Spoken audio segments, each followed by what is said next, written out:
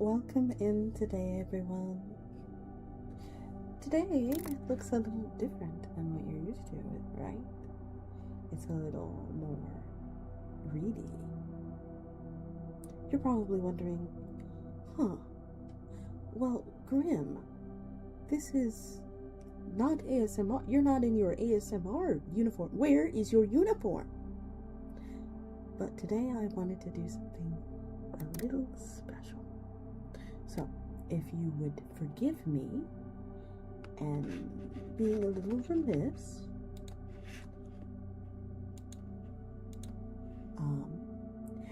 today we are going to be reading as a thank you and as a slight punishment for, being amazing readers as you are. We are going to be reading Jane the Killer. We read Just the Killer a while back, and I think the story will come as a fun refresher. Then, maybe I could cut a little bit of your strings of fate. But before we get on the topic of performing tonight's ritual, let's, as always, light a little bit of incense to let the spirits know that we're listening and that we are ready to partake.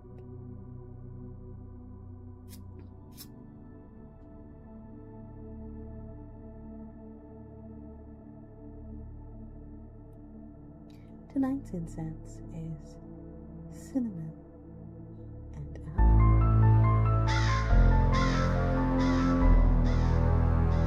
Welcome to the Library Paradoxica. Enjoy your time. Let me see who that was exactly.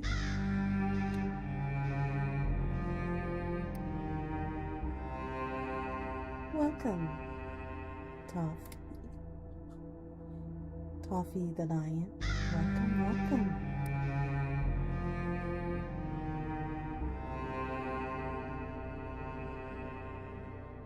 Now that we have our incense ready, are you ready? Are you ready to delve back into the world of Jeff the Killer? Maybe it'll be all Jane-ified, I don't know. Howdy, I actually follow you over on YouTube. I am just chilling. Well, welcome into the Twitch library section. Just as vast and just as important, of course.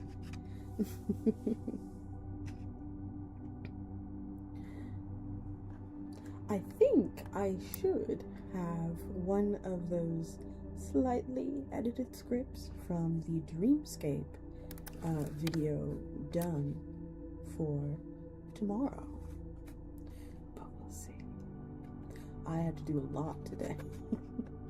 You don't mind me yapping just a tiny bit before we start reading, right?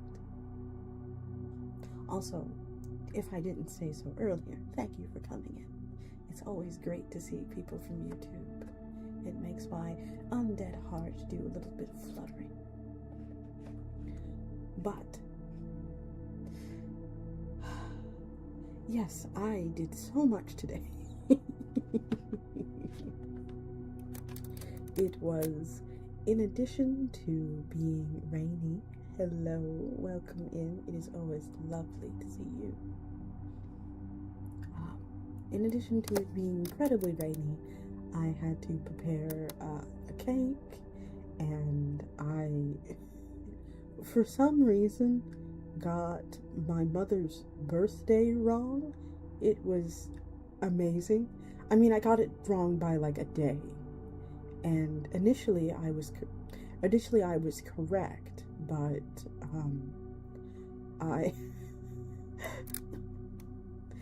so I went ahead and I was ordering balloons. I was ordering balloons, and in our house we do a tradition where we have your actual age in balloons, and we put that somewhere in the house for you to discover. I was off by a year. I cannot believe I was off by a year. It is forever going to haunt me until her next birthday. It's not that bad, no. She definitely took it in her stride. I said, well, I guess you're 25 now, and she started laughing at me.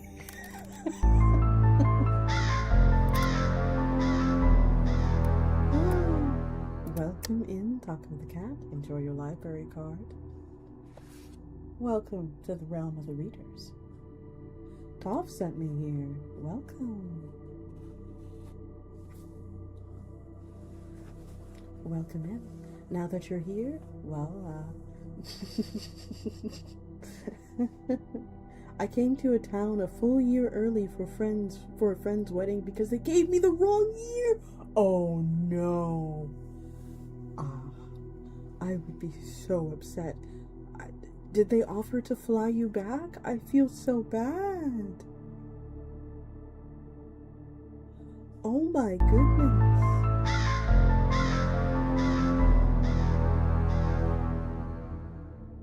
Welcome, Red Scout.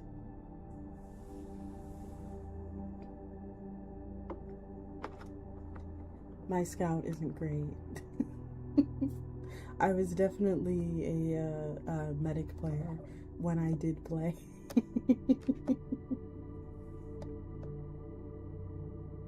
No, I was in town to see family too. Okay. Well then I guess the trip wasn't too bad. I was summoned here by this man. Well, welcome in, welcome in. We love our medic mains. Thank you. It has been a very long time since I've played. A very, very long time. Like I'm talking, I still have the Christmas hats.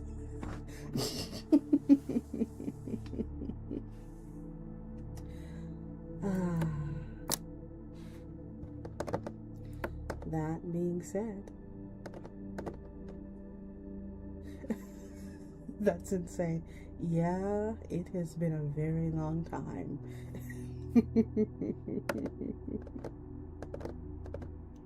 Spy checks Red Scout.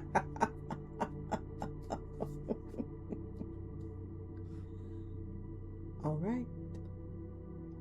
Now. Let's see.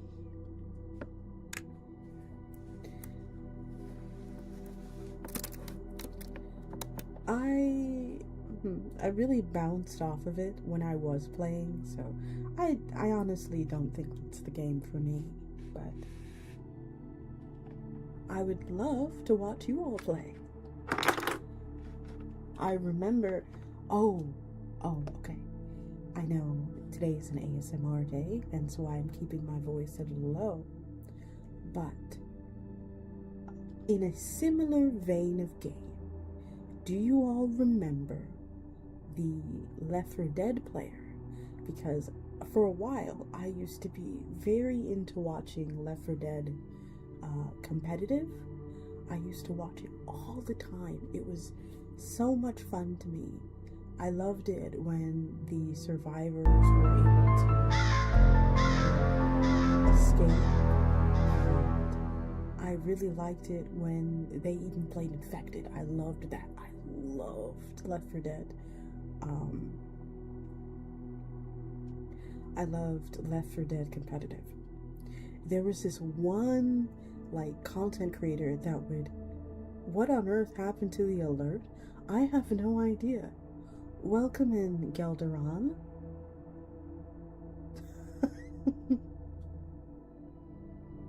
It sounded like a worn out tape.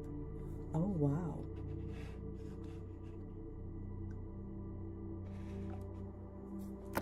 Oh wow, I'm just collecting a whole community of people. Welcome, welcome. Geld? Yes. So many new recipients of their library cards. So many new readers. Hello, hello. But I don't know if you heard this story. I kind of cascaded the friend group over here. Well, I'm glad to entertain your merry band of friends. But that particular Left 4 Dead content creator, it turns out that he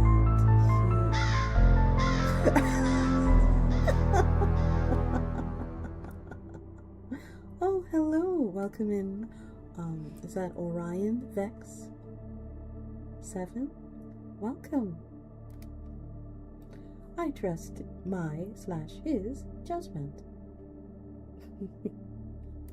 Welcome in, new readers. May you enjoy the fruits of the library and continue to pursue more knowledge with us.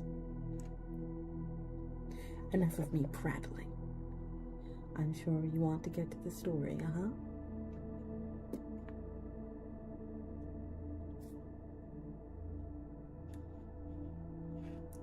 Let me find the tab which the story is on. Please forgive me, you guys, I am old, so. All right.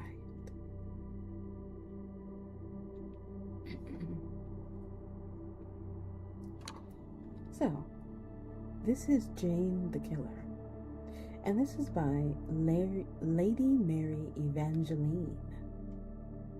Now, I'm not sure if Lady Mary is the original author of Jane the Killer, but this is the version that we are going to be reading tonight. So get comfortable, put on your bleached clothes and white makeup and blood and possibly cut off your eyelids as we are going to begin. Listen, the only reason I'm going out of my way to tell any of you this story,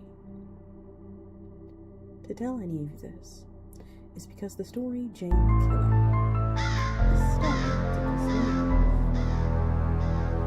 Oh. Welcome in, Yubi the Fae Artian. Welcome. Let me turn down the alerts so this way we can continue reading. So no offense to anybody, I'm gonna actually start reading now. I promise. Okay. And we'll turn that up just a touch. My real name is Jane Arkansas, aka Jane the Killer, and this is how I met Jeff, the reason I look the way I do, and why I want to kill him.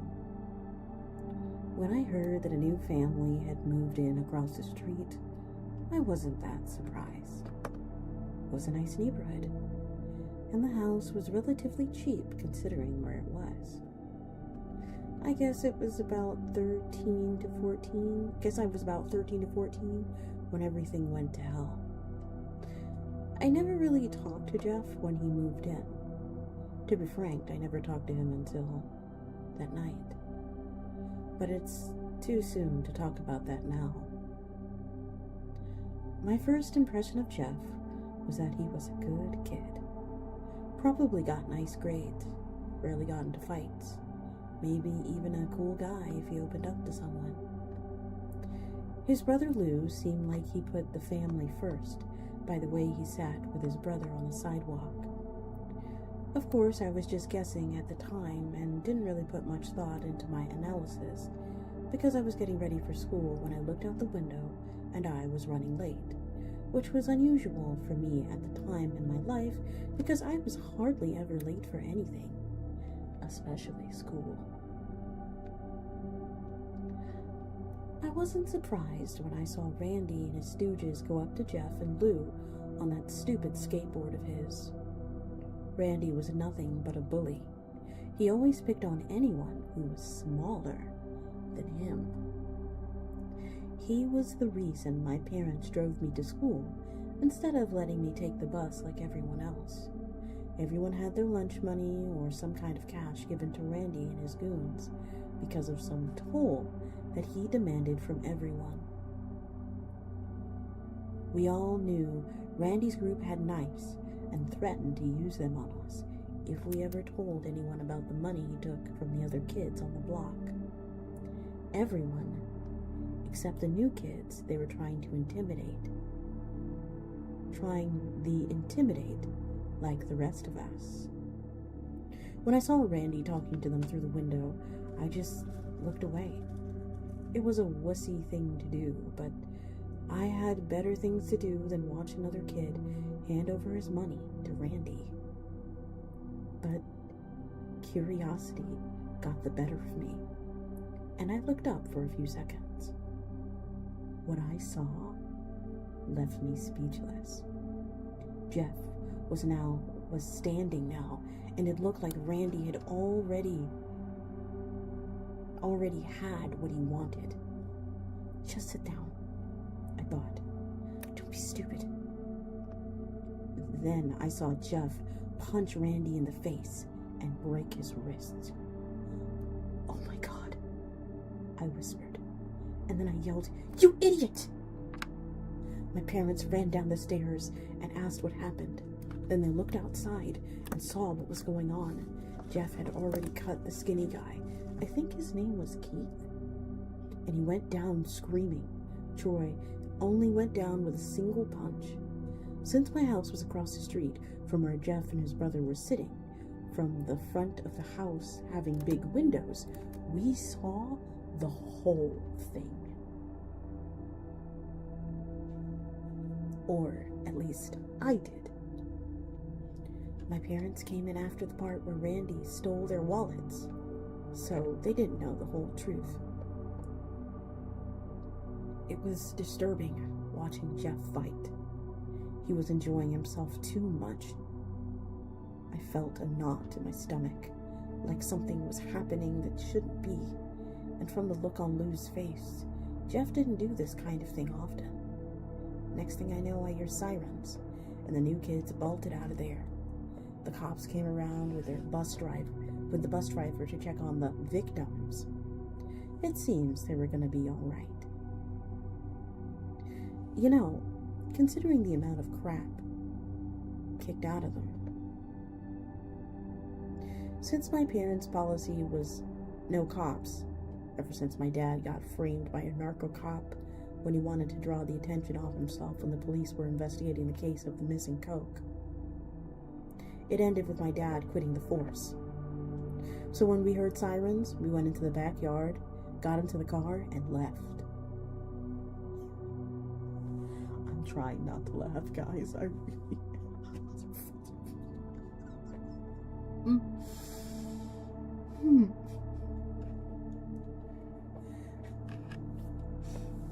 When my parents drove me to school, they told me very clearly that they didn't want me talking to Jeff ever. I did not disagree with them. I had art first period, so I didn't see Jeff until close to the end of school. I can still see the color in my artwork if I think hard enough. But when I try to look at anything now, it all seems gray. I guess that's the price someone pays for losing their innocence.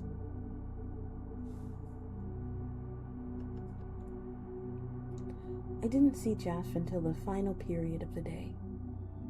And when I did, he seemed off. At first I thought he was faking the joy so people wouldn't suspect him for the crime that he did. But he was really enjoying himself.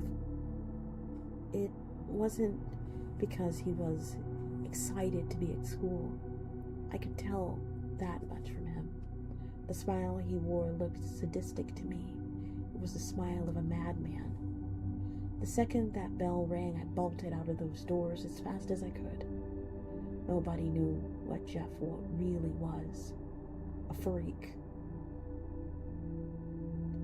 The next day seemed to be passing without incident at first. Then I saw the police car in front of Jeff's house. Looks like they got you, I thought. Nobody could have gotten away with something like that. You know, with the neighborhood watch and everything. But I was wrong who they arrested. Instead of coming out with Jeff, like I expected they would, the police came out with Lou, his brother. I was barely forming the thought of Jeff framing his brother for the assault when he came out of the house yelling at Lou. "Lou, tell them I did it." I was able to hear him this time because the front door was open to my house.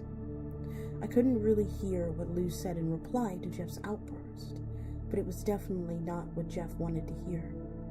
A few seconds later, the police drove off with Lou, and Jeff was left outside with his mother. A few minutes later, she went inside the house and left Jeff outside. Although I couldn't hear him from across the street, I could tell that he was crying. But who wouldn't be in that situation? The next day, rumors were spreading like wildfire about Lou.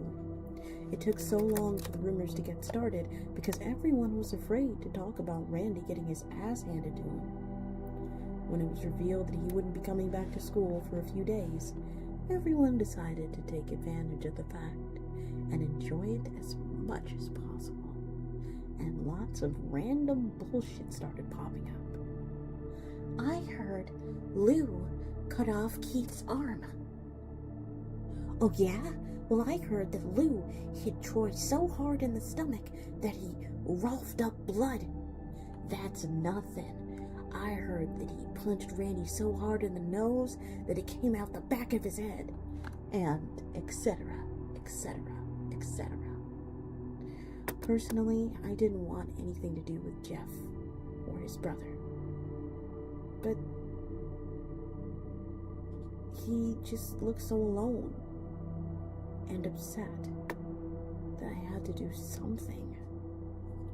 So I wrote him a little note, telling him that he had a friend in this place, and that I was going to testify at Lou's trial about what really happened.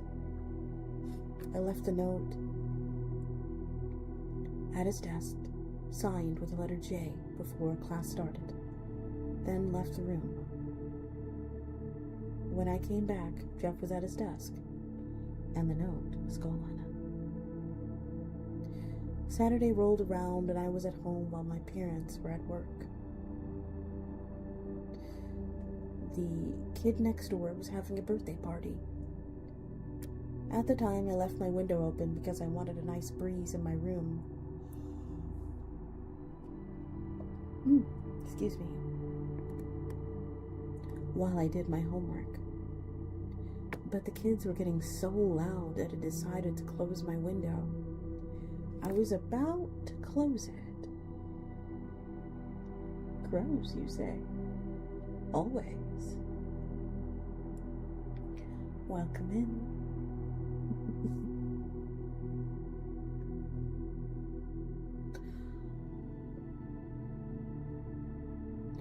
But the kids were getting so loud that I decided to close my window. I was about to close it when I saw Jeff playing with the kids. He was running around wearing one of those fake cowboy hats and carrying a toy gun. He looked ridiculous, so I had to laugh. Maybe he isn't the monster that I think he is.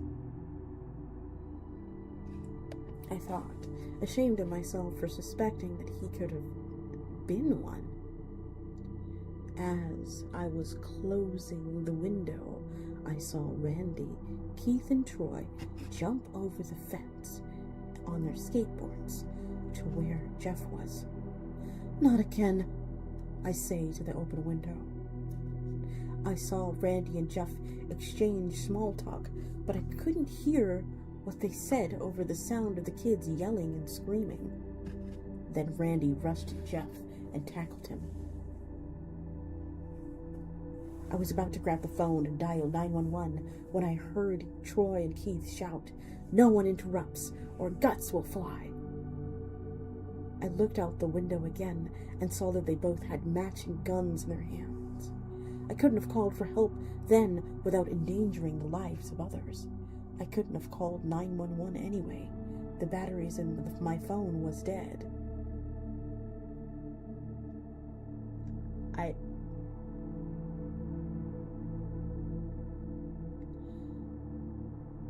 How convenient. Jeff was on his side getting kicked by Randy in the face when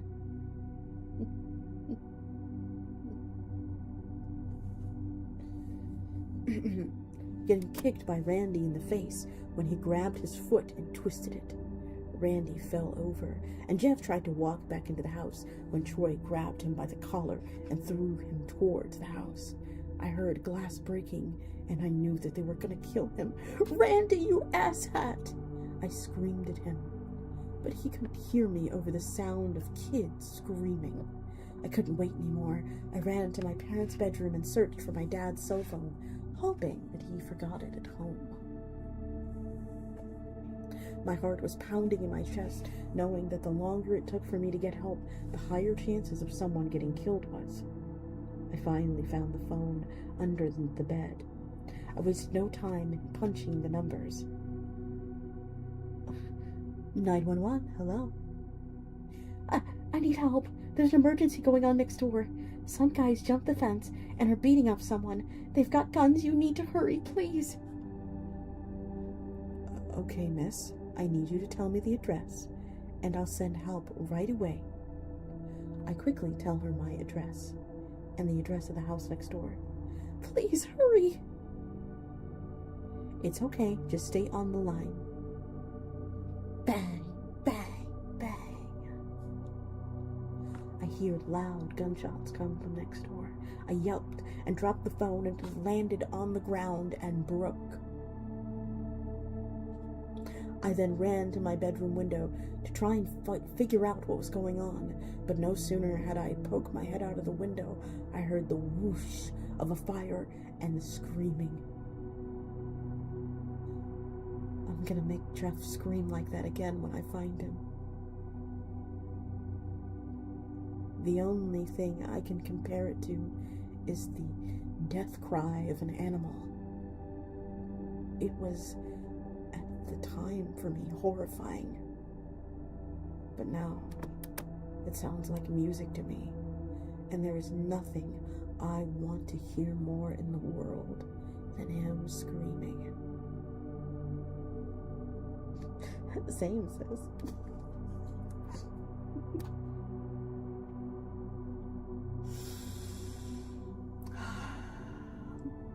Carrying on. I saw fire spew out of the house like an angry dragon. I ran downstairs and immediately got the portable fire extinguisher from the kitchen and ran outside. As I was running, I popped the pin for the extinguisher for immediate use. Luckily, the door was unlocked as I barged in, but when I saw Jeff, I completely froze. He was lying at the bottom of the stairs, almost completely on fire, with adults trying to put him out. I saw bits of his skin through all the commotion, some parts pink, some parts charred, but all was covered in red. At the sight of all of this, I screamed, and then I passed out. The last thing I remembered is some of the adults rushing towards me. Whether it was to help me, or to get the fire extinguisher, I don't know.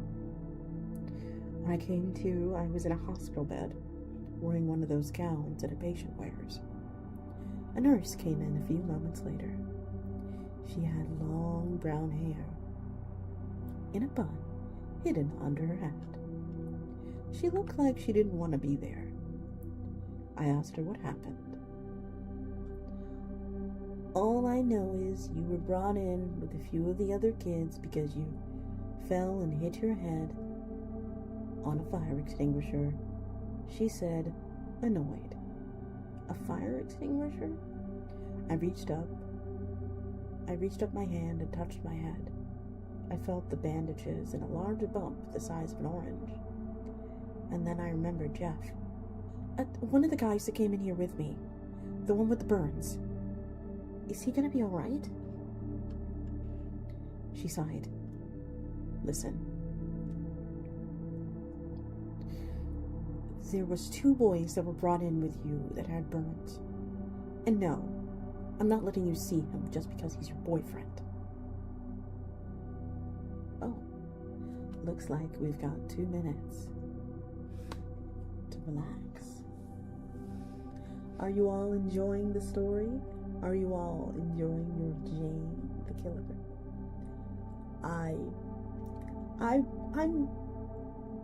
I'm really confused because if there are fellow adults at the party, right? And it is presumed that they all live next to each other, right? Did that house just not have a fire extinguisher? Was there no fire alarm? Why were the neighborhood bully kids even allowed to be at this party?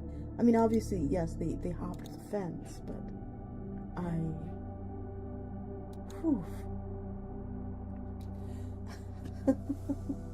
so much. Oh, so much stress. And then there's Jane. She watches everything from a window, never quite interacting with the story, only through narratives that she sees from her window TV. She watches him, and she apparently wants to hear him scream again and feel enraptured by it. There's something for everyone out there.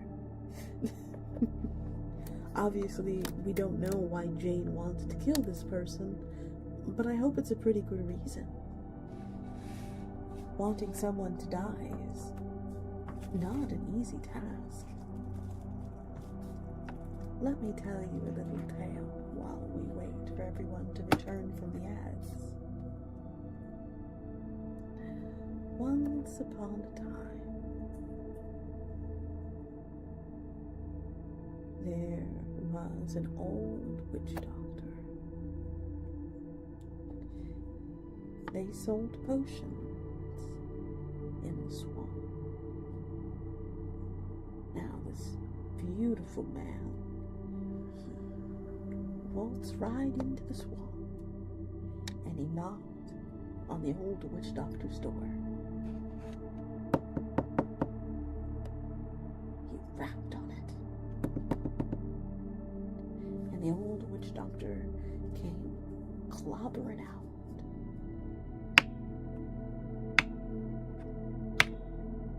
Cane. Now, the witch doctor said, "Yes, I'm aware. I am telling a supplemental story right now." He says to the beautiful man, he says, "What brings you to my side of the swamp?" The man explains that he has had the worst time looking for love. Instead, he wants to kill this person, the object of his affection. And he says, "What? Why do you want to kill her?" And he says, "Well, she is too beautiful to be for anyone else.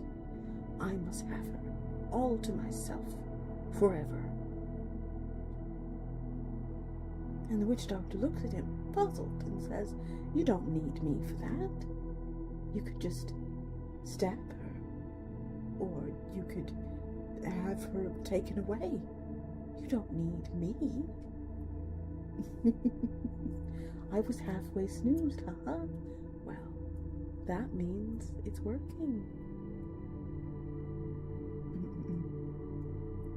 But the man said no. It must be done through magical means. And so he says, okay, but you're not going to like the cost. He said, the cost? That's preposterous. And the wise witch doctor said, there is always a cost to magic. So, the witch doctor whispered into his ear, whispered faintly, what he needed to do to get, rather, to kill this, to have the potion kill her when she drank it. He said, you need a teeth, you need a tooth from a tiger, you need 3 squirts of black mamba venom, 2 drops of coconut oil, and 4 eyes from a shoggoth. The coconut oil was the easiest thing. He could simply go to the store and get that. But the tooth from the tiger, he snuck into the zoo. And he gingerly tried. He thought he could simply break it off of the tiger's mouth. But of course, the tiger awoke. And, you know, had his due. The man was able to get a tooth, but lost a little bit of his arm instead. Persistent at this point, he carried onwards. He then returned to the swamp, a little net in his hand, looking for a black mamba so that he could get a little venom.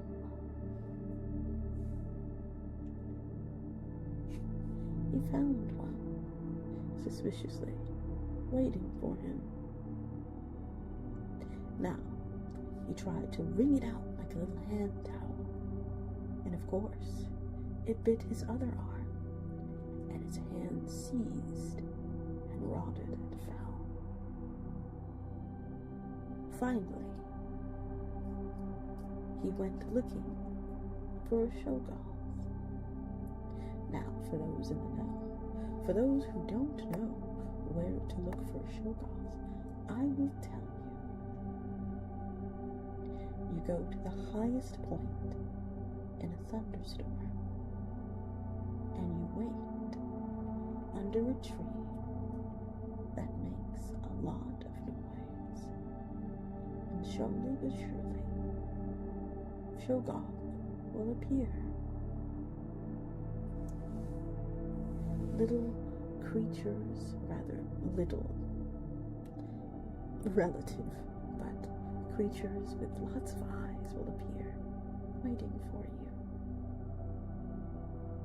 Of course, humans can't look at that for too long, or else they go mad.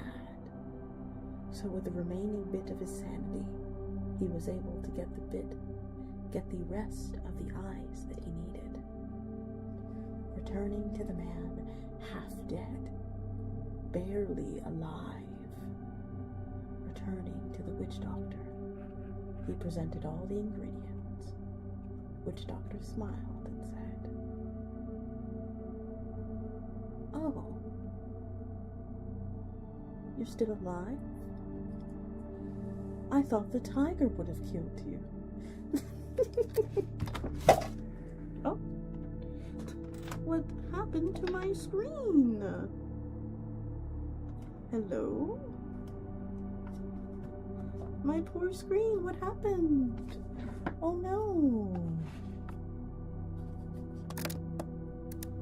Oh dear. Oh dear, dear, dear.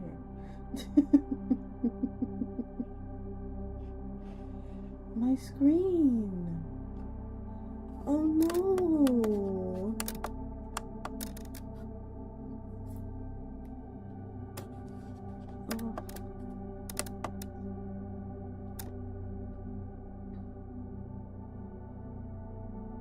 Oh, okay, that was horrifying.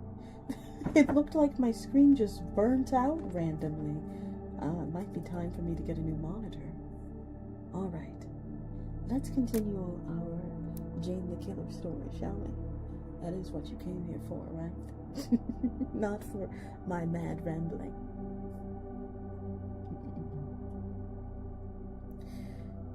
I felt the heat rise in my face.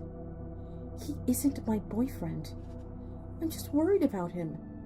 Wouldn't you be worried about someone you just saw burning alive in front of you? I tried to keep my voice steady, but my voice quivered enough to make it sound like I was lying. Whatever. Your parents are here, by the way. Do you want to see them? She asked. Yes, of course. Anything to get me away from that nurse. My parents came in, the nurse finally left. They asked what happened. I told them everything. The fight, the note, all of it. I knew Randy was no good, my mom said. So, have you heard anything about Jeff's condition? I asked. No, not a thing, said my dad. We just got here as soon as we heard about what happened to you. But who told you? I asked. I didn't think I saw anyone at the party that my family knew. The hospital called us, my mom said. I guess that makes sense. It made absolutely no sense to me, of course.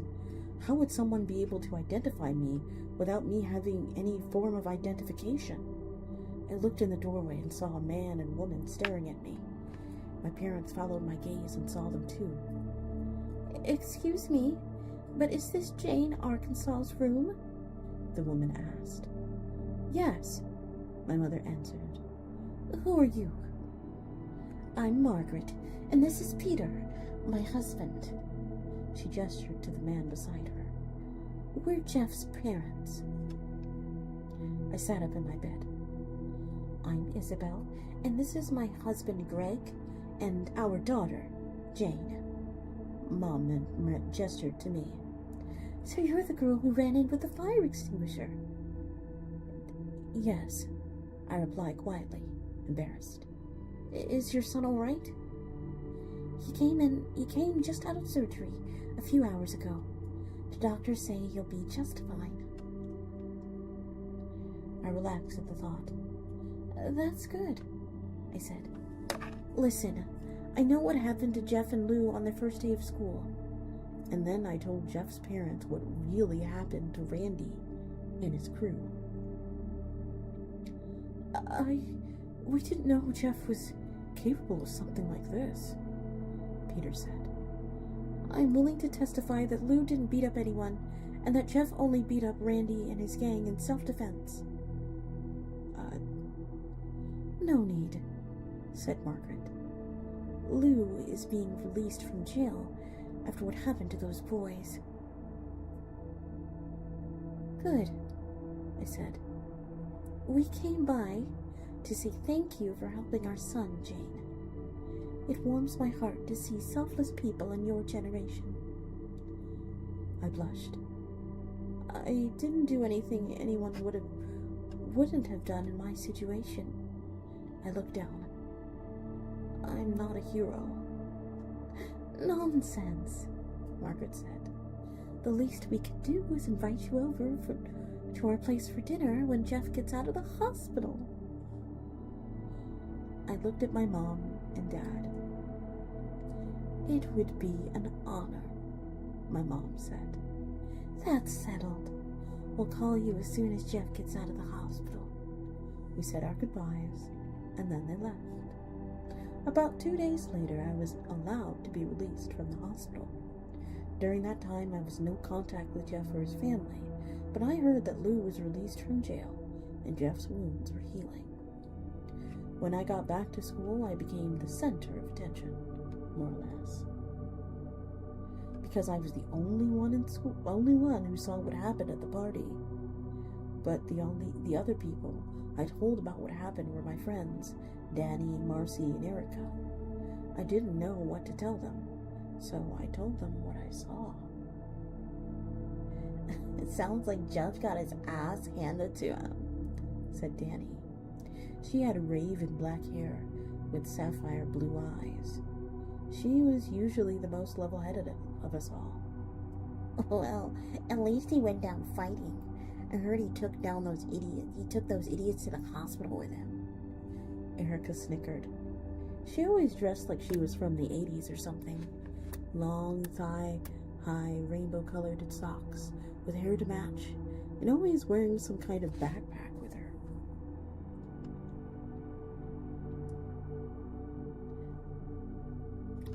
Was that also...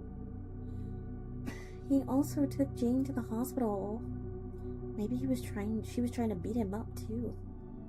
Marcy laughed. She seemed to be the girly girl of our little group. She was blonde with brown hair, with brown eyes, and nearly every time we saw her, she had some sort of pink on her. Whether it was the color of her shirt or the jewelry around her neck, and she was one of the biggest drama queens I knew, always stretching out the truth or blowing something out of proportion. I told you, I went over to try and help Jeff, because something was wrong, I muttered. I was the plain Jane, brown eyes, brown hair, green eyes, completely unremarkable looks-wise. Or maybe you wanted to see your love one last time before he went to go get help for himself.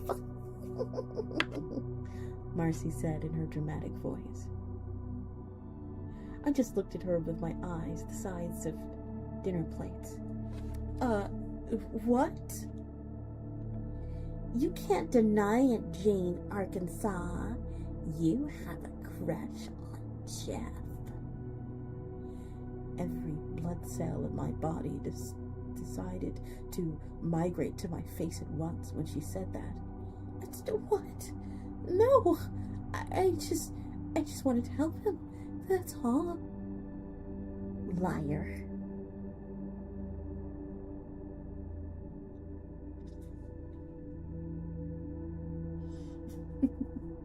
I saw you leave that note on his desk. What was it? A confession for your love for him? No! It was nothing at all like that. I was just... So you admit you left a note then? What do you mean? I'm guessing. I was guessing. She gave me a cynical little smile and then just waited for my response. The other girls started to laugh at me. Jane, it was only a joke. I was just kidding. Oh, give me a second. I believe I saw a YouTube comment. Give me a moment. I want to make sure that I pay attention to all of you, all of us, all the time.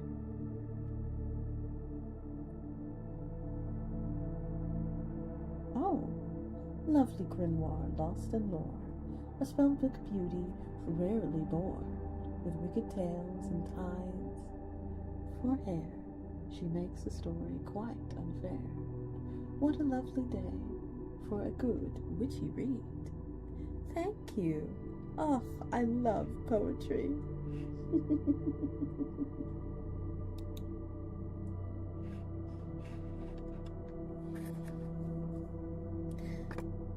Your face is redder than a tomato, Erica cackled. I hate all of you, I grumbled. Oh, stop being so serious. Danny put a hand on my shoulder. Come on, let's get to class. The weeks went by, and everything seemed to be normal. I even think Lou made a few friends. Everything was normal, and nothing happened. Then Lou came up to me one day and told me about Jeff. Excuse me, your name's Jane, right? I turned around and looked. It was Lou. Yeah, And you're Lou's brother. You're Lou, right? Jeff's brother? Yeah. He looked a little uncomfortable. Then again, so was I. Look, my parents wanted me to tell you that Jeff is getting his bandages removed in a few days. So expect a phone call inviting you for dinner soon. Okay. Well, thank you, I said. He was about to turn away when I said, Hey, listen, what you did for Jeff, that was really respectable. Thanks. I heard you tried to help my brother with a fire extinguisher. That was cool. Yeah? Well, thanks. See you around, I guess. Yeah. See ya. I was watching him walk away when I heard a little voice beside me say, Cheating on your boyfriend, are ya? The fuck? I turned around, surprised. It was Marcy. And with his own brother. She fake gasped. Shut up, I yelled. And then I turned my head to make sure Lou didn't hear me. He didn't. Let's just go to class, I grumbled. 2 days passed until my phone rang. My mom answered it. A few minutes later, she got off and told me this. Jeff's getting out of the hospital today, Jane. I looked up at her and said, That's great.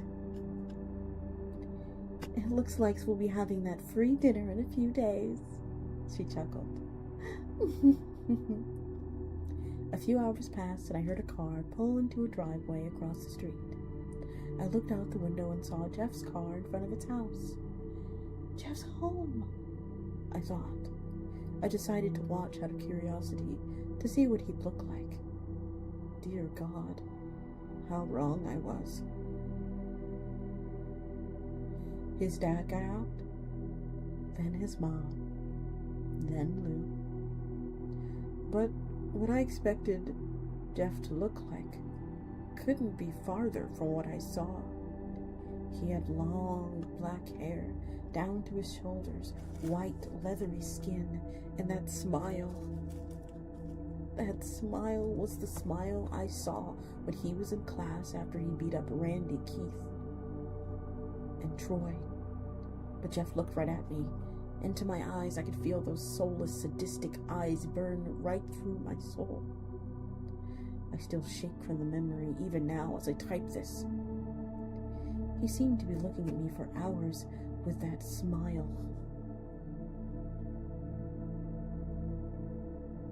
Until he looked away. I saw him walk into the house with his parents. I didn't even breathe until that door finally closed behind them. My parents came into the living room and asked me what was wrong. My only reply was a loud, long scream, and then I fainted. When I finally woke up, it was dark outside. My parents weren't in their bedrooms. The house was deathly quiet. I got up and went downstairs.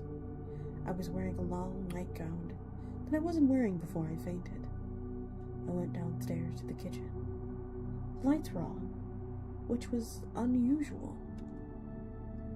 My parents always told me to turn off the lights into a room where I went.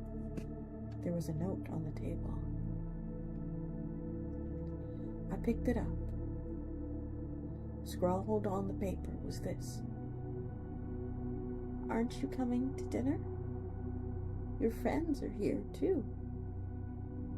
I began to shake violently. I dropped the paper.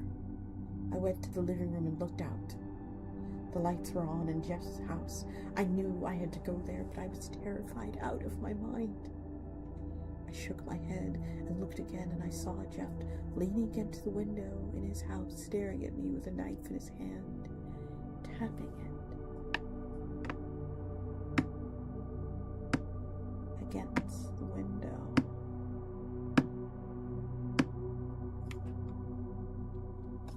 Tap, tap, tap, tap.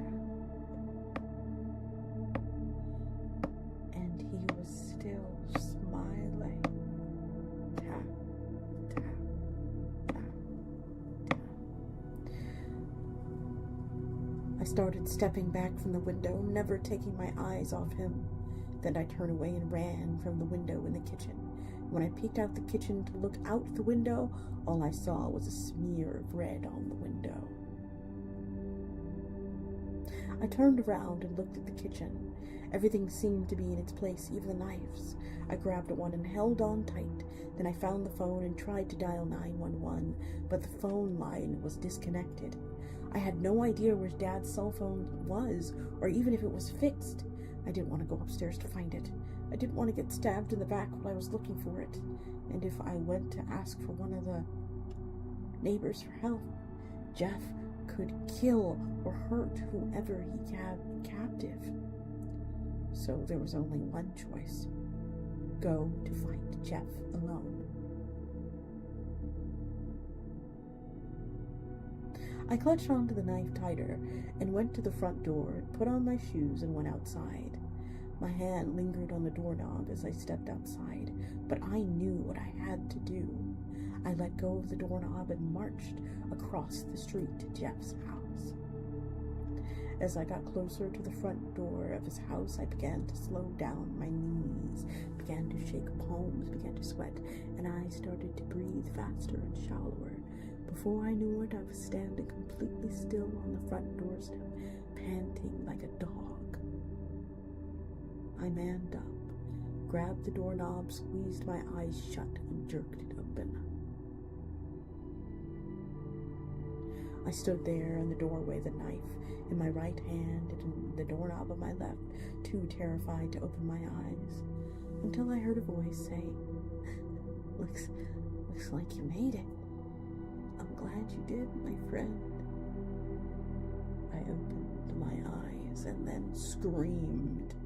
His eyes were large and unblinking. His smile was red. He had carved a smile into his face. His clothes were covered in blood. And then I passed out.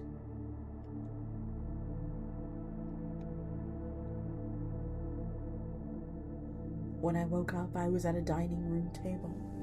My knife was gone, and when I looked up, I saw people sitting at the table. It was my parents, Jeff's parents, his brother Lou, my friends. They were all dead, with smiles carved into their faces and huge red cavities into their chests. The smell was unbearable, undescribable, unlike anything I've ever smelt before. It was the smell of death. I tried to scream, but there was a gag in my mouth, and I was tied to a chair. I looked around the room in disbelief. Tears were welling up in my eyes from the sight and smell of the bodies. "Look who's finally awake." I turned and looked beside me. Jeff was there. I tried screaming, but the gag was in the way. Suddenly, he was beside me with a knife against my throat.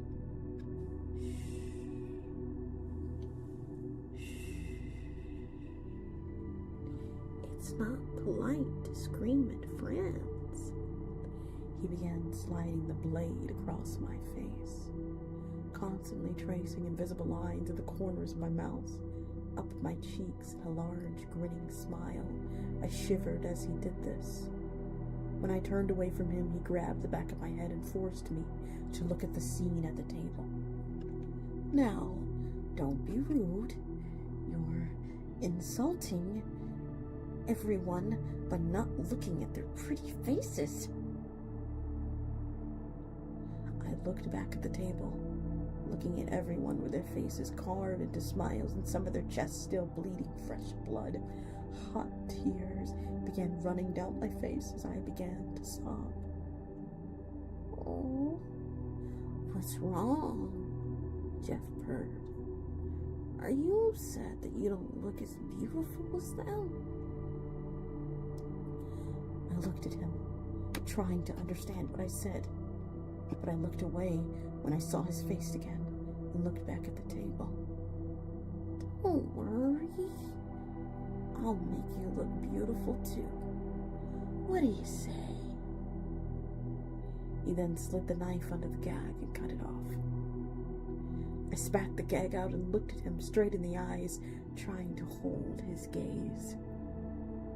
He tilted his head to the side and looked at me. Then I shut my eyes and looked away from him. Then I muttered darkly, "Go fuck yourself." And then I turned to look at him again. "You Joker reject." He just laughed in my face. I preferred it when he just smiled.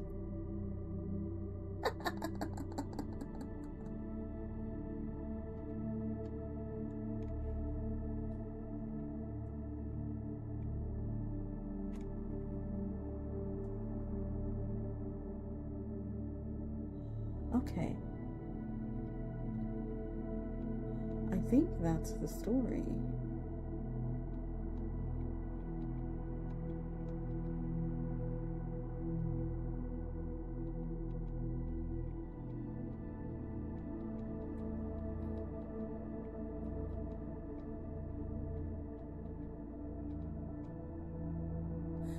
Okay. So let's pick it up from where Angry Dog had left it.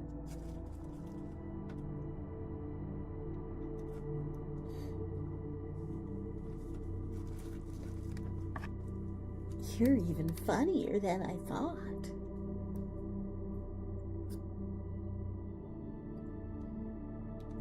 He came close to me. I looked away again, feeling his breath against my skin. Friends do friends favors, right? Well, I'm gonna do a favor for you. I felt him let go of the back of my head. When I looked back, he was out of the room. And when I looked back at the table once more, taking it all in, fresh tears started to come out of my face as I remembered my family and my friends who were alive only a few hours ago. I was still crying when Jeff came back. "Don't cry," he said. "It'll all be over soon." I looked down and saw that he was holding a jug of bleach and a can of gas. My eyes widened and I looked back at him. "I didn't have any alcohol, so this will have to do." Then he began to douse me in bleach and gasoline. "We had better hurry, Jane. I've already called the firemen." Then he held up a single match. He lit it, and then he threw it at me. The flames erupted as soon as the match came into contact with me. I screamed as loud as possible. The pain was unbearable. I could feel the flesh melting off my body, the heat invading every pore in my body, blood evaporating in its veins and my bones becoming charred and brittle. Before I blacked out, I heard Jeff laughing. "See you later, my friend. I hope you become as beautiful as I am."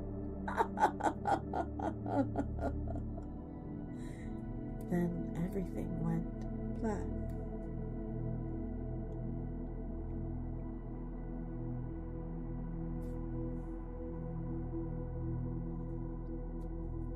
When I woke up, I was sitting in a hospital bed, bandaged from head to toe. Everything was spinning, and it hurt to blink and breathe. I looked around and saw an empty room. I groaned loudly because my mouth was bandaged. Everything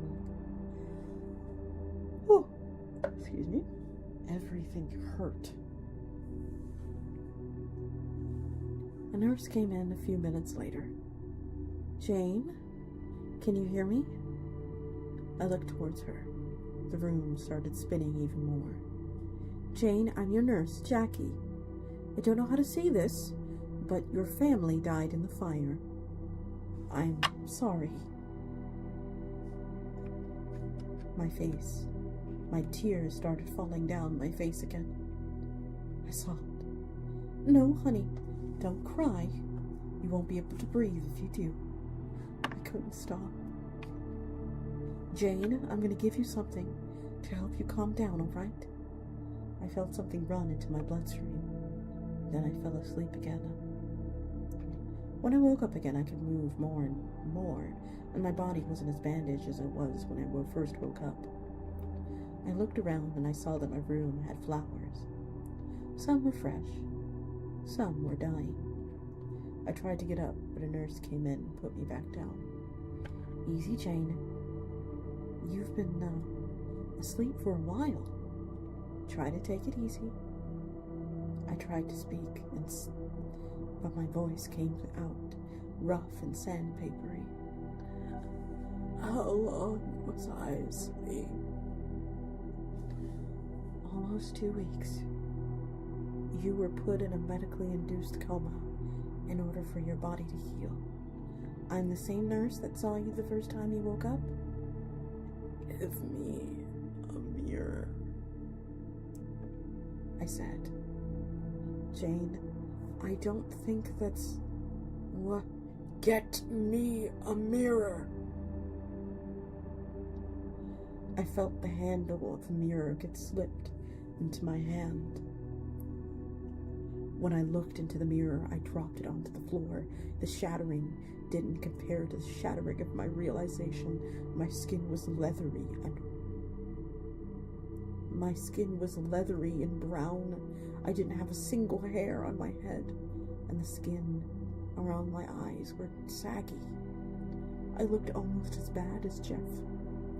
Everything came flooding back for me.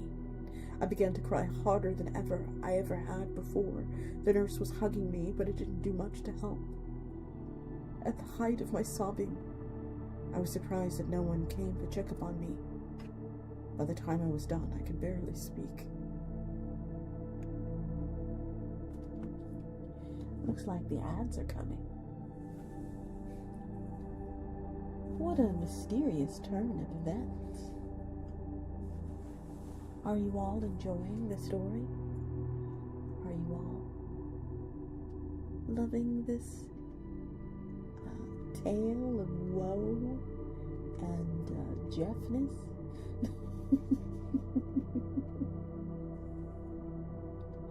I hope you all are in rapturous delight. Also, to note, I just want to say, I feel like there were some other options we could have done rather than going into the serial killer's house. Jane is having a bad time. Yes, she is. She is having a terrible time. Looks like ads are getting ready to start in the next 11 seconds. So, prepare for ads. If you wish to dodge those ads, you can either become a ghoul, ghast, or ghost. Your continued service to the library will be most appreciative. If not, you can wait a little bit longer on YouTube and skip the ads for a little bit. But do not worry, we do not read. I was expecting this to turn into a Harley Quinn situation, but this may just be Jane suffering. Yeah, it seems like Jane is suffering completely.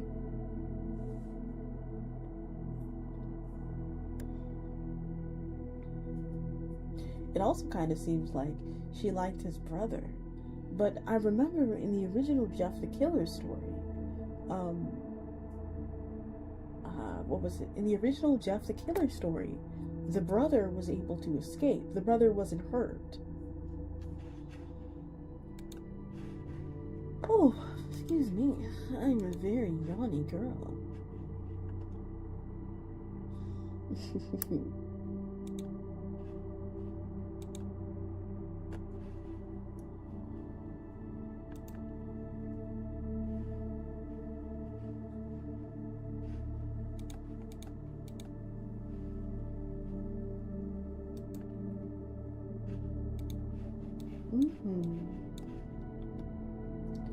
Let us see.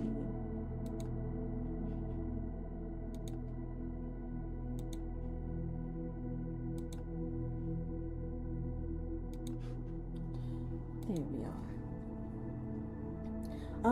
Also remember, if you are planning on joining my Discord, you do need to be 18 plus. Keep that in mind.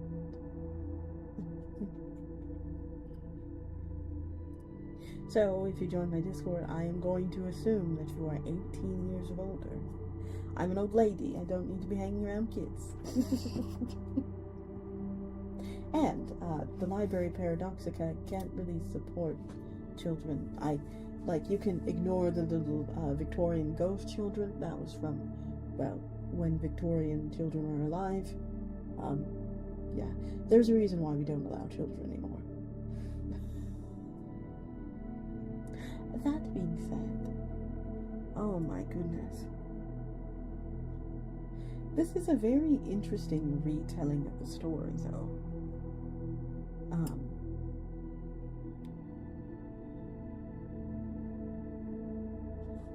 Interesting in that way that, she now has this we kind of have this, cool bounty hunter supposed to be hunting this extremely strong, cryptid-like psychopath, Joker entity, whatever. I think it's less like Harley Quinn and more like, well, actually, no, it is like Harley Quinn and Joker, but it's like newer Harley Quinn where she absolutely despises the Joker.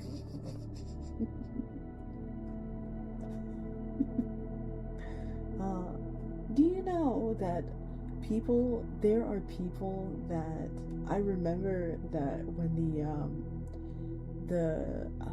I think the first Harley Quinn movie had come out and people were idolizing the relationship between Joker and Harley.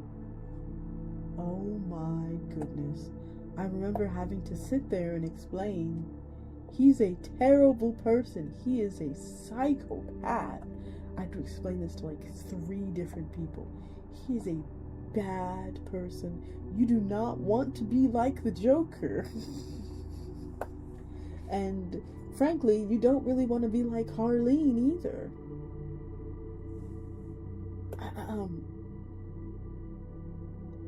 But we return.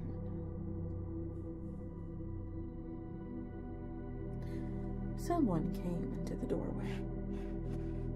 Excuse me. I have a delivery for Miss Arkansas? I'll take those. Jackie stood up and went to the door. I didn't want the delivery guy to look at me, so I just stared at the wall in front of me. Someone certainly cares about you, Jane. Looks like the same person who sent you all these flowers. Got you a package, too. I looked around at her. She was holding a pink paper package tied with a brown string. I reached out and took it from her. The second I took the package, I knew that something was wrong. Excuse me, can I have something to eat? I asked as sweetly as possible. Of course. I'll get you some food right away. Jackie smiled back, then left the room. My hands shook as I grabbed the string and pulled. The paper lightly bounced up, and I saw something that turned my blood to ice. It was a white mask with black around the eyes and a black feminine smile.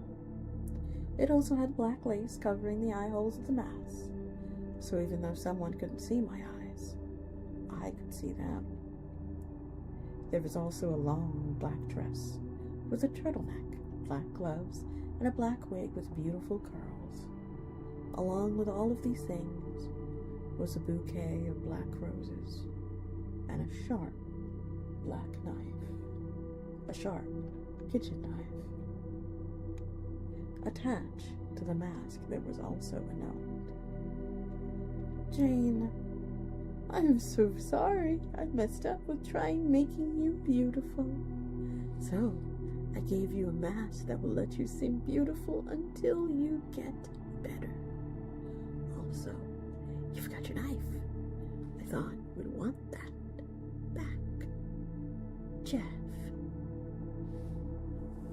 By the time Nurse Jackie came back, the present was hidden away under my bed. I told her that all there was the flowers.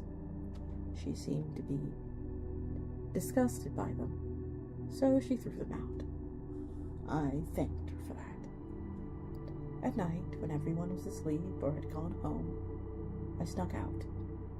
The only thing I had to wear was that dress, so I put it on. I found a pair of shoes outside the hallway, forgotten by some careless nurse. I wore the wig to look less inconspicuous. I didn't know where I was going. I didn't care. When I finally stopped walking, I was in front of a cemetery. I went inside and I found 2 tombstones, Isabel, Arkansas, and Gregory, Arkansas. I sat down in front of those tombstones and cried once more. When I finally sat up, the sun was beginning to rise, and so was a new chapter in my life. I took the mask and put it on. I picked up the knife and held it as tightly as I did before.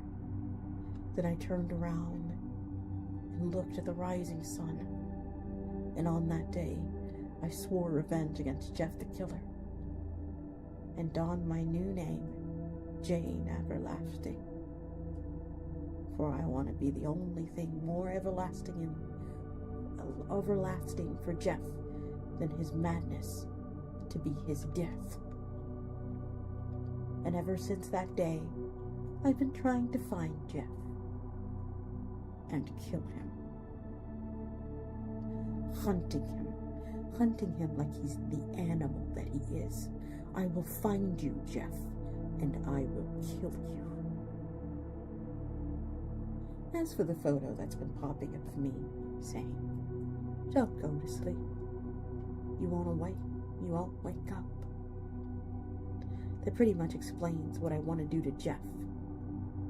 I want to do with Jeff's victims. Prevent them from becoming victims in the first place. Whoever said I kill them so they don't get killed by Jeff is a gross overstatement.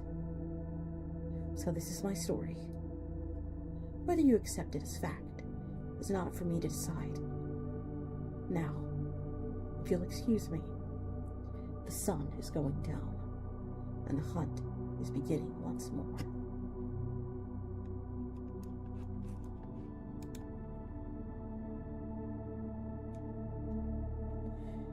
And that was Jane, the Killer. I find it funny that this particular work was actually split up into 2 separate entries. One with the more fleshed out ending, and one where it just kind of fizzled and stopped. How do you feel about that, my readers? Did you enjoy the story? Did you have fun?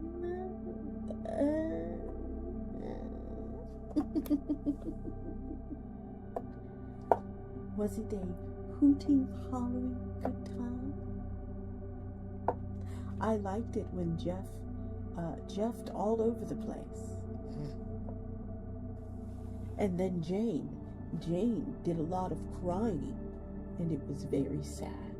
And then she became a hunter, and she went to go kill Jeff to prevent him from doing Jeff all over the place. It felt like a fun throwback. Yes, it definitely had that kind of that fan fiction-esque feeling to it.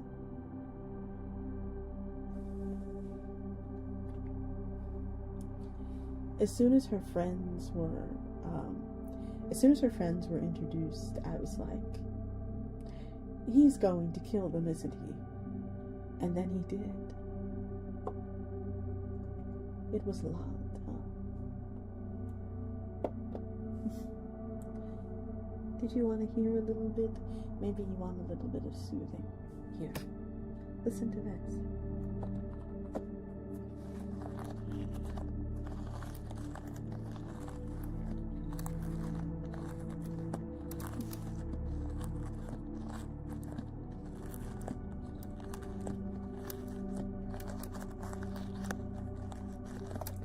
I absolutely adore these blocks. They're some of my favorite little toys to play with, especially when I'm talking at you. Slipnir has come out to listen. Welcome in, Slipnir. And if you have drifted off to dreamland, sweet dreams too. It was lovely to have you. I wanted to say thank you. Thank you for 500 subscribers. You all are amazing. And I hope that Twitch will one day be able to reach YouTube's heights. Eventually. I have recently picked up posting on TikTok again. But TikTok has quite a bit of a backlog, so you guys, the TikTokians out there, will be getting it a little less.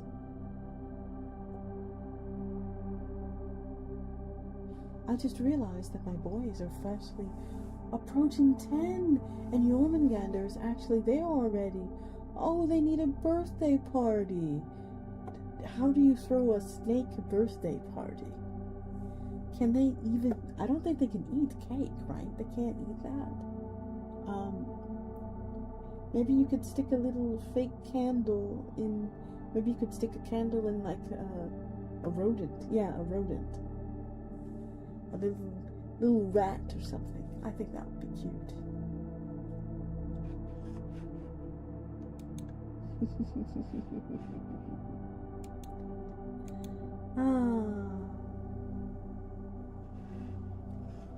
Are you all enjoying tonight's reading? Have you all been enjoying tonight's reading?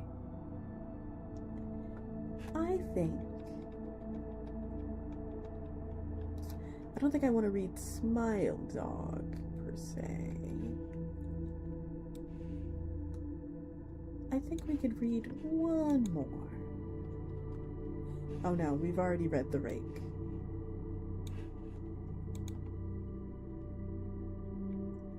Oh, this one seems a little fun. Shall we? Pokemon Lost Silver. Now, you see, I'm a simple college student, living alone in an apartment. I was very enthusiastic about the release of Pokemon Heart Gold, Soul Silver here in the States. I have purposely locked myself out of all media on the internet, aside for school purposes. That means no 4chan, no V, no Bulbapedia, etc. As I was busy with the school year and being poor at the time, I wasn't able to buy Soul Silver on its launch day. After my school year ended, I ordered Soul Silver on Amazon. However, it would take a week for it to arrive. I decided during that time I would replay my Crystal version on my Game Boy Color. However, I realized long ago that my mom threw it away because I told her the save went dead and was very upset about it then. She also threw away my Silver version, so all I have is my Game Boy Color. As such, I went out to GameStop and bought a used Silver version. That is the only game they had left for the GBC. $10. Fairly cheap. I went home and started it up for a nostalgia trip. However, that's where things started getting bizarre. And most likely the reason you've read this. The Game Freak logo started up as a normal, but it just froze there. I thought the cartridge was eroded or something, so I just turned it off and on. The same thing happened. I tried pressing A and start over and over, all of the buttons. Eventually the logo vanished, and there was a black screen for about 5 seconds.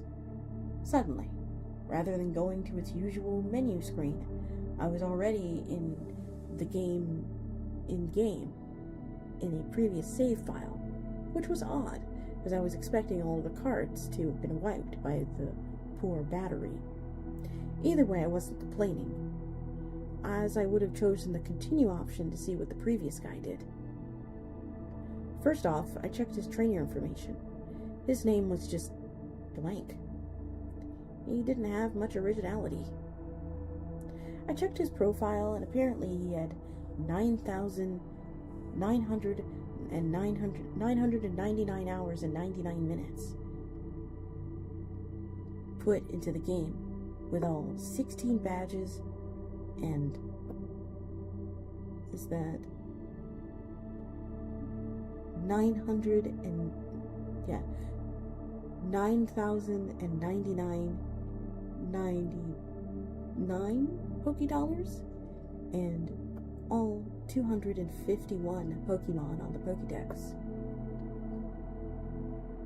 Seeing as he apparently had Mew and Celebi logged as also, I'm guessing he either used a Game Genie or was a really hardcore Pokemon player back then. I checked his Pokemon to see what badass team he had. To my surprise, he had 5 unknowns and a 6th Pokemon named Hurry. I'm thinking this must be some cruel joke by the person who last played this game. But I decided to check the profiles on the Pokemon anyway. They were all different letters of unknown until all level 5. I was a bit shaky with my unknown alphabet at the time, but I identified the word to spell out. I identified the word spelled out to be leave. As for the 4th Pokemon, it turned out to be a Cyndaquil. Mind you, this is before there were individual Pokemon icons. The Cyndaquil looked normal, but it was only level 5 with 1 HP left, with only 2 attacks, Leer and Flash. I didn't know why they named him Hurry, but at the time I just disregarded it. The most eerie thing was that, despite my volume being at max, none of the Pokemon he had said their usual cries, just pure silence. Having enough of the team, I closed it. I was parked at what appeared to be a room inside of Bellsprout Tower. However, for some reason, there were no NPCs around. Even more so was the pillar in the middle didn't move at all, as if it was just leaning on one side. There was no music at all, and there was no exit or ladder, or at least I thought there wasn't. I walked around for a few minutes, but I can't seem to find a way out. This was certainly not a room I've seen in Bellsprout Tower.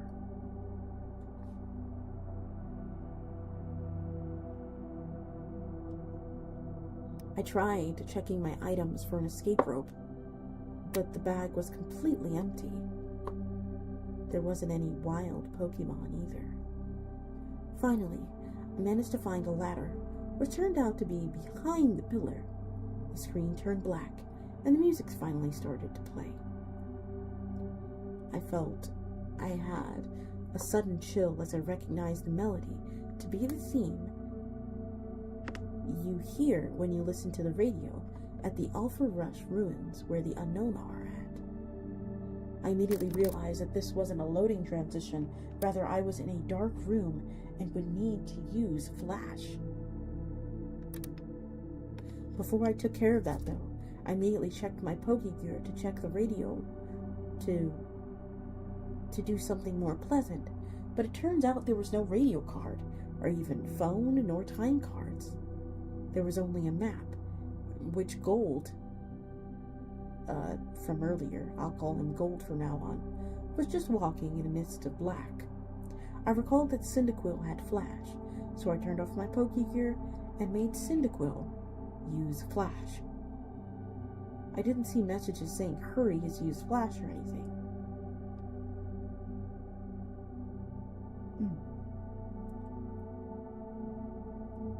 The room became lit just like that, and I soon regretted it. The room was a chilling blood red with a gray linear path heading south.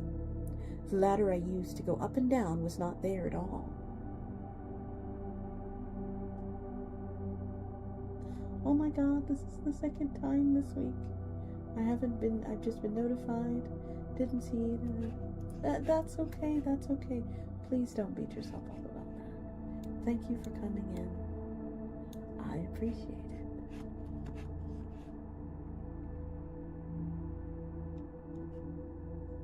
The ladder I used to go up and down was not there at all. I had no choice but to head south. The screen got Okay. Just a moment, everyone. Hey, Mom. Hi, Pika. Can you open the door, please? I forgot my keys. Oh, okay. Thank you. Okay.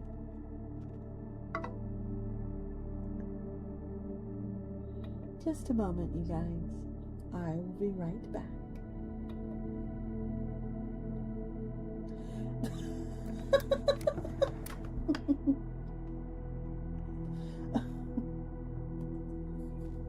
I forgot that I forgot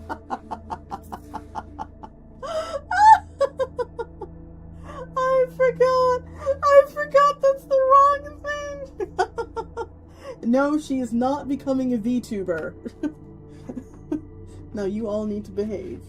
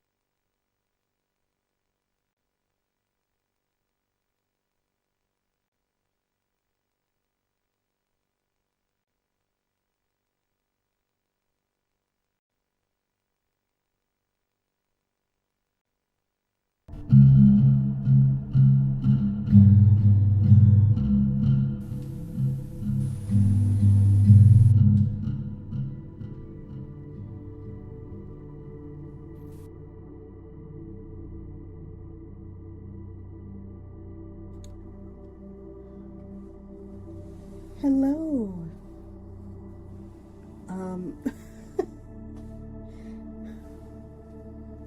That was Grandma Mom.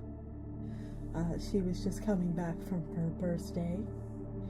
And, yeah. Ooh, we had some yummy dinner. Delicious. I hope your tummy continues to behave as well.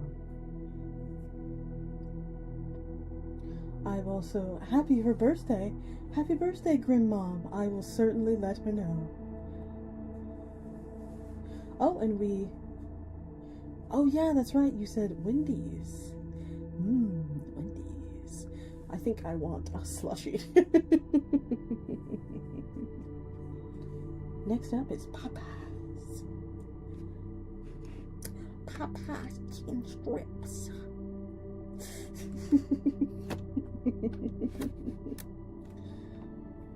Being a Brit bomber, both are novelties for me. Alright, let's continue.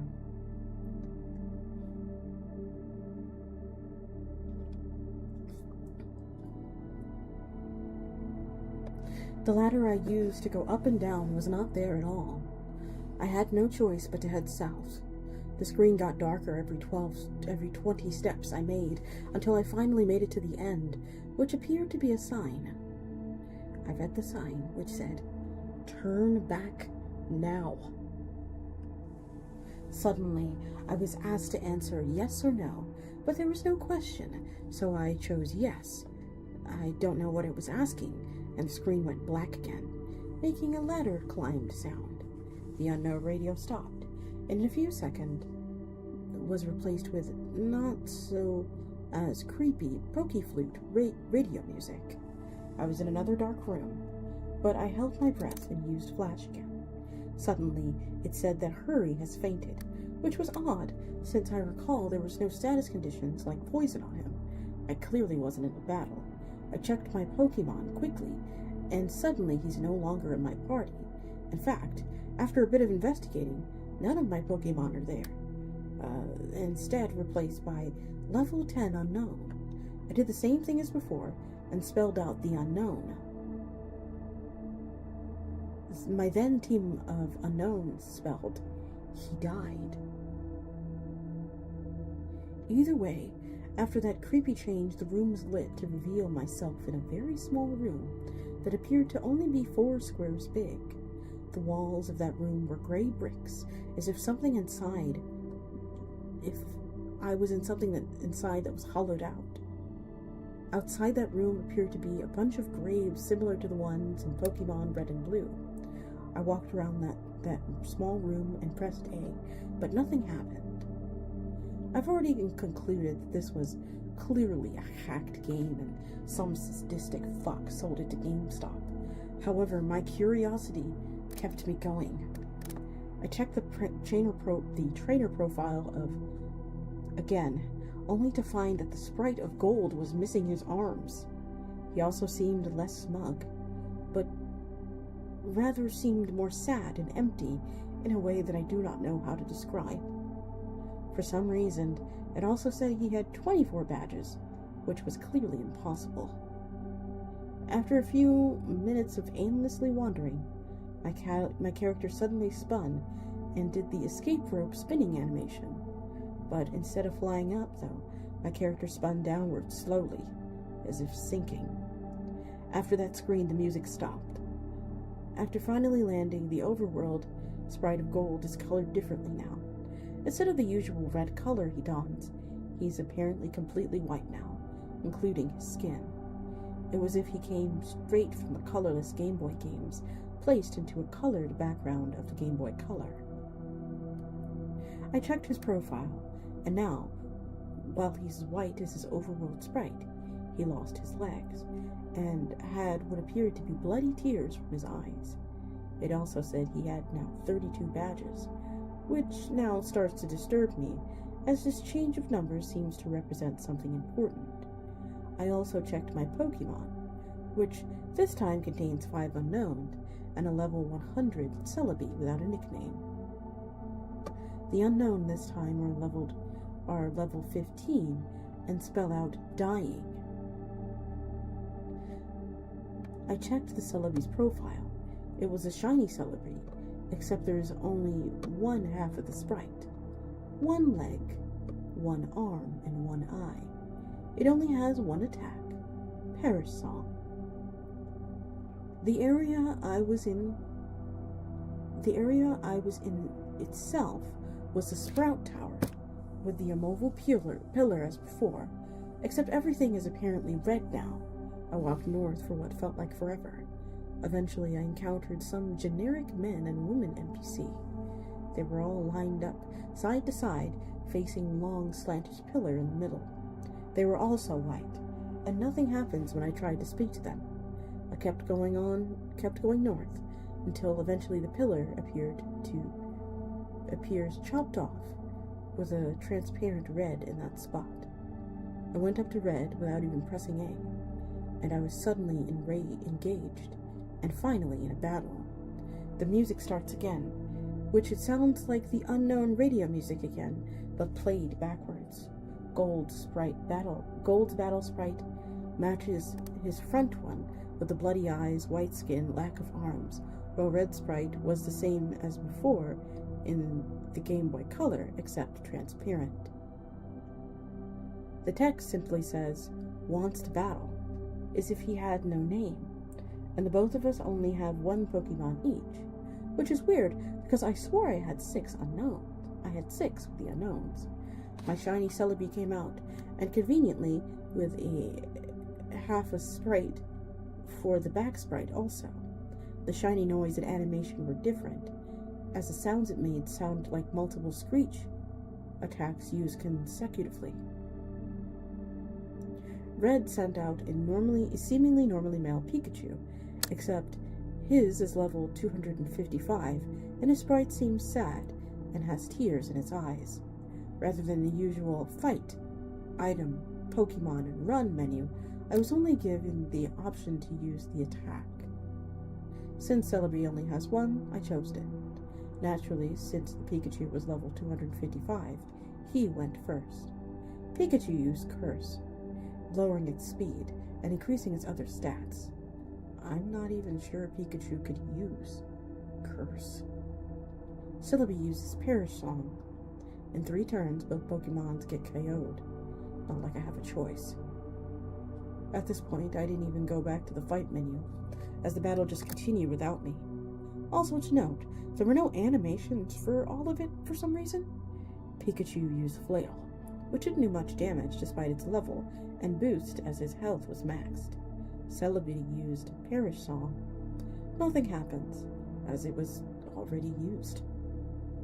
Pikachu used Frustration, which did a shit ton of damage, knocking Celebi down to 10 HP.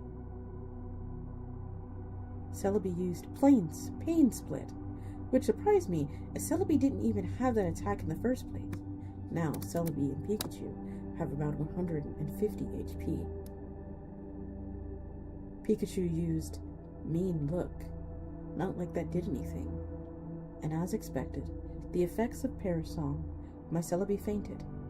Except, in the text it said that Celebi had died. Instead of the ordinary drop off the screen animation, the Celebi back sprite just vanished. And for some reason the Pikachu was still up. Even with Perish Song, it didn't count as my loss. Pikachu used one more different attack. Beyond the 5 attack limit, Pikachu used Destiny Bond. And it looks like the ads are coming up. Are you all having fun? Do you like this game of Pokemon? Funny story. So, when I was in London, and I was very young,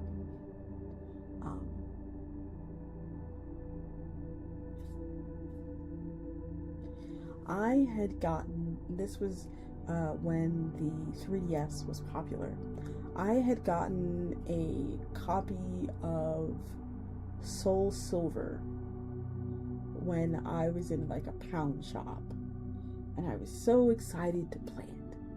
I was so excited. I told my auntie, I said, "Oh, this is a steal. This is so good. I'm so excited." And I take it home and I pop it in my 3DS. And then the game starts up as normal. I was like, "Oh my gosh, this is so cool, yay!" And then I go and I'm starting to play it. And I get to the point where I pick my Pokemon. So I mouse over the one that I want. I try to mouse over the fire starter. The game crashes. I go, "What?" Because at the time I didn't realize that Nintendo games could crash. I thought that was impossible. So I'm like, okay. So I tried again. I picked a water starter. The game crashes again. I'm like, what? What's going on? This is me. I'm like small. Like, I don't get it. I thought I was a computer whiz. So I'm like looking it up online. I'm like, okay. And so I like soft reset it, and I did all these things, and then I picked the grass starter. And it worked. The game worked until I reached the town. And then a bunch of text popped up and basically was like, ha ha ha. And then it crashed. So needless to say, I got a bootleg copy of the game. It essentially was good up until you got either to the main town, like once you got into like the room, or if you picked any of the starters that it didn't want you to. So it was crazy. I kind of wish I still had it. But I ended up giving it to GameStop so that they could, because I think Nintendo was looking. I don't know what it was, but they were like, you should turn it into GameStop and see if they could fix it for you. And I'm like, alright. And I did that.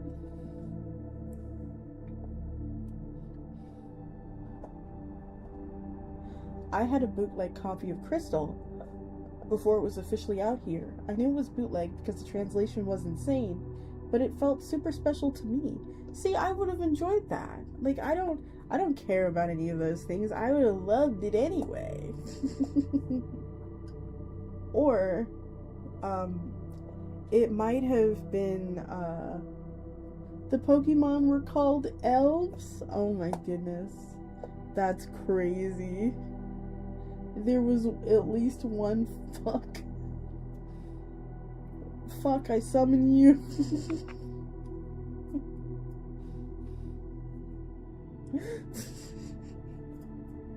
What do you... Listen, there's a time in our lives, Pokemon trainers, where we must choose our elves. And you have to determine that your favorite elf is fuck. Okay? Your favorite elf must be fuck.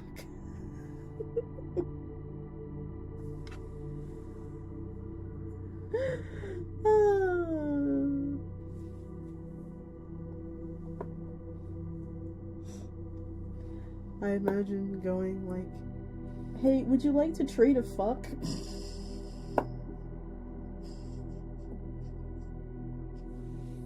I was incredibly lucky in hindsight.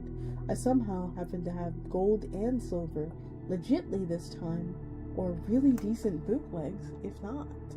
Wow. Lucky you, lucky duck. Welcome back, community. Let's continue. Afterwards, it said that Pikachu has died, with a slow fade-out animation. Apparently I was the winner, as the transparent red showed up and said, nothing. At this point, I was just freaked out, as transparent red sprite was suddenly beheaded, leaving nothing but his transparent body. Then the battle ended, and at that point, faded out with the music. I'm back at the overworld with another change of the gold sprite. He is now transparent as red in the overworld sprite. I quickly checked Gold's profile, where this time the only thing that remains of him is his head, with transparent skin. The head was zoomed in a bit, showing a black void in his eyes. It now states he has 40 badges. I then backed out and checked my Pokemon. They were all level 20 shiny unknown, and then spelled out, red no more. I was at what I know now is next to the end. Apparently there was no music playing, but for some reason I felt like there was something there that could be heard. I was back in my room in New Marktown. Maybe I'd finally get to play the game properly. But who am I kidding? I knew that sadistic fuck must have done something. I walked around my room to interact with things, but as I'm a bit afraid to go downstairs to see what was awaiting for me down there, I had a note that said, walked. while the background was moving. Gold was not moving. His transparent limbs, all the while doing so, just like those ghosts you see in Diamond and Pearl. As expected, the radio, the computer, and TV didn't work, so I had no choice but to go down the stairs. I ended in the same lower level of my house. Everything appears to be normal except Mom is at home. After failing to interact with anything in this room, I decide to go outside. To my surprise, the door leading outside at the south didn't work. I just instead straight walk into a void. I continue moving south to see what the fuck was going on. My house vanishes as I head south into the void. It was creepy when I entered the void. The outline of Gold's transparent stripes turned white to the contrast with pitch black. Eventually, I reached a white area, and Gold's sprite turned black and transparent again. I continued south without thinking of stopping at all.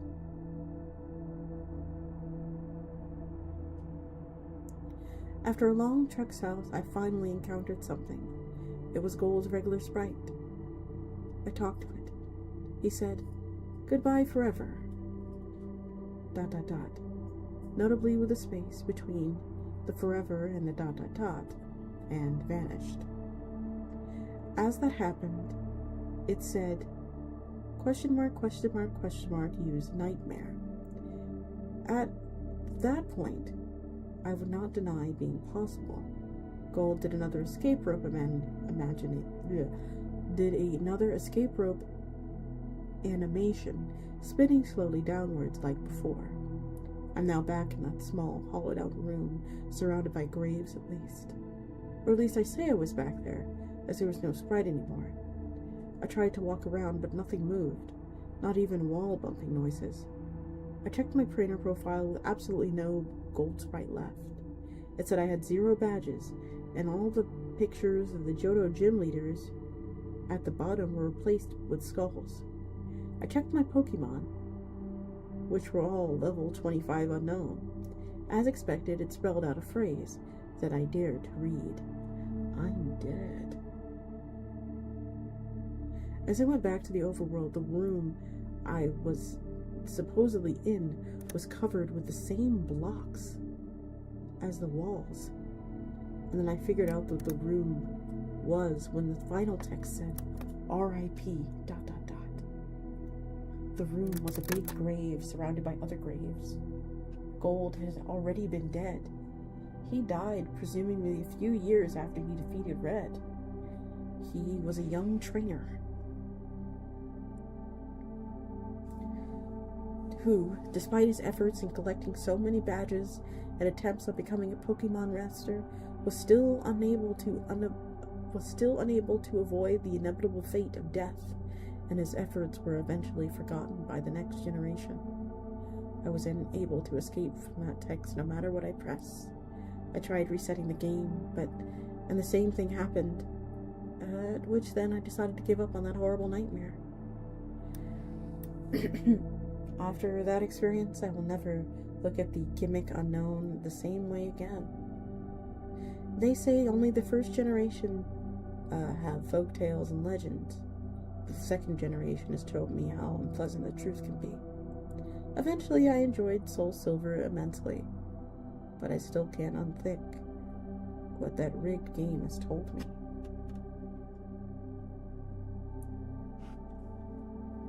Alrighty. That was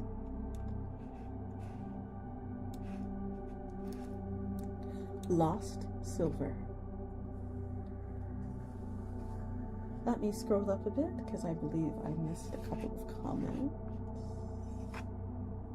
Silver was my favorite, and then my battery died, which I had no idea was a thing. Oh. And even after it happened, it broke my heart, and I didn't get to play Pokemon until why? No! Oh my goodness, wow.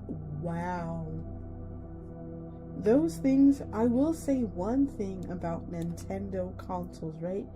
Nintendo consoles are very sturdy. They are so sturdy. So it's crazy that the battery broke. I was too heartbroken. I would be heartbroken too. I just went right off Pokemon for years. I think I bounced off during Sun and Moon, honestly. But yeah. Oh my goodness. I'm so sorry. Well, with that being said, my darling dearest readers, I think it is time for us to snuggle into our beds and possibly find someone to take care of you guys while I go get a slushie from the store down the street. Did you all have fun listening to this stream?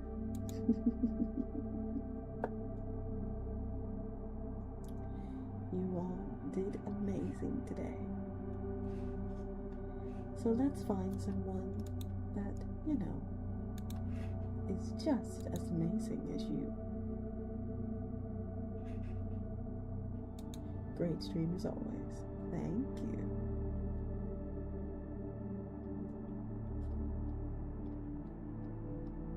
Did I get put in just chatting?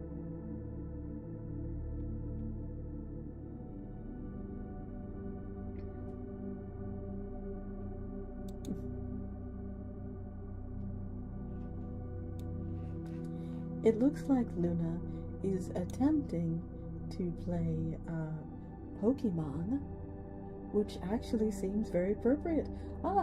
Great minds think alike. Let's go ahead and see what our chaotic little dolphin has going on for them, shall we? Now I want you all to know that I care a lot about you, and I will see you on Sunday. I think we will be reading SCP-777 because we need to feel some goodness in our lives.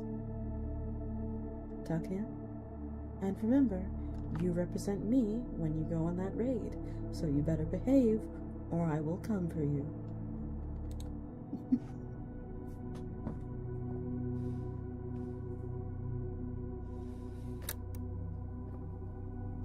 Thank you all for coming tonight, everybody. And sweet dreams, okay? And YouTube, I see you over there. Make sure if you do like what you hear or like what you see, make sure to subscribe and hit the bell and the like button and all those other delectable things. Bye-bye. Mwah. Oh, you got hit. No, it didn't do much. He is doing damage though. You got some for the pregame? Nice. I got white cheddar. She's so oh my gosh, chaotic. thank you for the raid! Hello, I don't know if we got a mod in here, but can you get a shout out if you're in here? No, I'll give you one a second. Okay. Hello everyone, sorry I'm eating popcorn because I'm reading snacks. Okay. My name is Luna. You can call Good me night. Luna.